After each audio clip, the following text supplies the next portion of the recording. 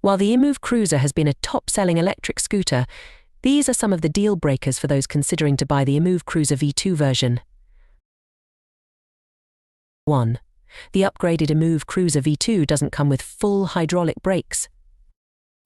Most EMOVE Cruiser owners of the V1 version complained about the XT-CHX 100 brakes, which notoriously became unreliable over time. Sadly, EMOVE never bothered to include full hydraulic brakes in this model, and instead maintained the hated semi-hydraulic X-Tech brakes. Upon getting asked, this is what Voro Motors said: regarding the hydraulic brakes, we recognize the importance of reliability and effectiveness on a production level. Ensuring the hydraulic oil does not evaporate by the time it reaches the US is crucial.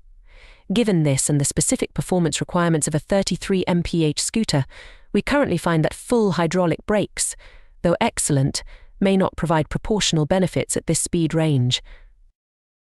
What Voro Motors and EMOVE don't realize is that customers know what they want, and these are flimsy reasons to cheap out on proper brakes. US customers have imported e-scooters featuring full hydraulic brakes over and over again, and the issue of hydraulic oil evaporating doesn't hold water. The reasons why we insist the EMOVE Cruiser should have full hydraulic brakes at that price point are that these offer the most superior stopping power, offer consistent performance regardless of the weather, and have a longer lifespan. 2. Single motor. Just like the EMOVE Cruiser V1 version, the V2 is also a single-motor e-scooter. We also recognize the fact that they said there is a dual-motor cruiser on the pipeline. However, we believe that a single motor for this adult electric scooter isn't a proper option for several reasons. Due to its single motor, the Cruiser V2 has less torque and slower acceleration. If you wish to start your e-scooter fast, the Cruiser isn't on that list due to its slow acceleration. How much does it suck when you trail in your group ride when others riding cheaper options leave you behind? Single-motor scooters often struggle with steep inclines. They may not be able to maintain speed or even climb certain hills, which can limit their usability in hilly areas. You can see that the Cruiser V2 has a hill climbing ability of just 20 deg due to its single motor. If the motor fails, you will have to wait.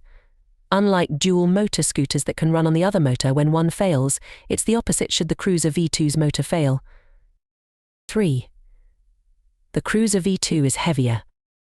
One of the reasons why many used to purchase the EMOVE Cruiser V1 in droves was because it weighed only 52 lbs.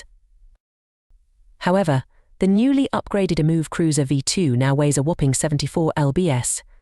An increase of 22 lbs when the scooter doesn't come with a bigger battery or motor is seriously disheartening. One of the reasons why the V2 Cruiser is heavier is that EMOVE did away with the light foldable handlebars and instead went with thicker adjustable handlebars and a self-locking folding mechanism. 4. Unavailability of spare parts. When you visit the Voro Motors website, you will find that most of the spare parts are out of stock. According to numerous complaints on social about customers who needed spare parts from the company, they had to wait for long before Voro would restock them.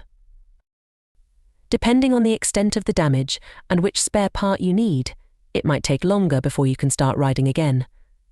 See, when a part is out of stock, Voro has to make the order with EMOVE.